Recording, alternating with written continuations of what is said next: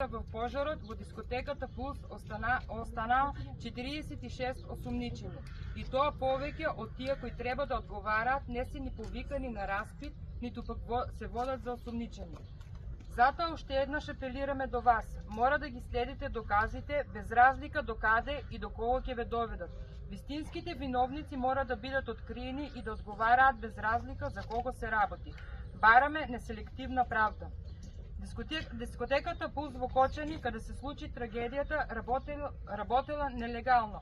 Тоа е веќе документирано и потврдено. Тоа е дел од активна истрага која треба да даде одговори, но и да утврди одговорност кај институциите чии пропусти се поочигледни. Бидејќи не можете да ги увидите, а се јавно достапни и се толку очигледни, тука сме ние родителите јавно да ве потсетиме и насочиме. Да почнеме од самиот објект кој со години функционирала дискотеката Пулс од 2012 година март до 2025 без одобрение за пренамена на објектот, без писмен договор за закуп и наменината им се плаќала на рака, не преку сметка. Дали државниот пазарен инспекторат, градоначалниците и градежните инспектори, МВР и УЈП во овој период од 13 години имаат предадено записник дека е направена контрола на овој објект? Дали има записници во општината во која е наведено дека објектот не ги исполнува нормативите и незаконски на пренаменет објект?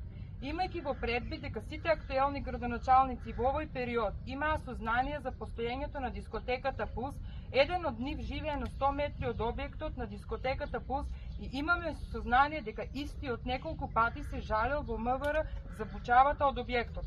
Дали барем еден од нив презел нешто? Дали при контрола на УЈП констатиран прекршок, бидејќи нема договор за закуп и наплата на наемна преку фолио за наемна издадено и електронски систем на УЈП?